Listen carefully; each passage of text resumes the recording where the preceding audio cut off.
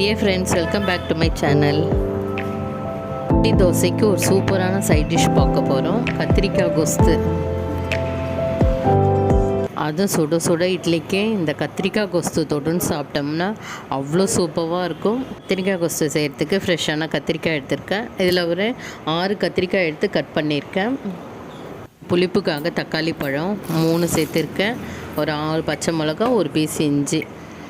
Cooker close பண்ணிவிட்டு ஒரு whistle வந்தால் போதும். நல்லா வெந்திருக்கு. நீங்கள் தக்காளி மேலே இருக்க தோலை மட்டும் எடுத்துகிட்டு மிக்ஸி ஜாரில் ஒரு பல்ஸ் போதும்.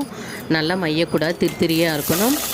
நல்லா கடுகு உளுத்தம் பருப்பு தாளிப்பு சேர்த்துட்டு பொடி பொடியாக நறுக்கின வெங்காயம், கருவேப்பிலை, மஞ்சத்தூள் சேர்த்து நல்லா வதக்கிடலாம். நல்லா வதங்கினதும் அரைச்சி வச்சுருக்க கத்திரிக்காயை சேர்த்து மிக்ஸ் பண்ணிக்கலாம். ஒரு கொதி வந்தால் போதும்.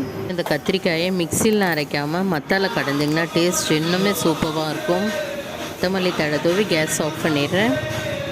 பாருங்கள், டேஸ்டான கத்திரிக்காய் கொஸ்து ரெடி ஆகிடுது. நீங்களும் ட்ரை பண்ணி பாருங்கள். உங்களுக்கு இந்த வீடியோ பிடிச்சிருந்தால் லைக் பண்ணுங்கள், கமெண்ட் பண்ணுங்கள், சப்ஸ்கிரைப் பண்ணுங்கள். தேங்க்யூ.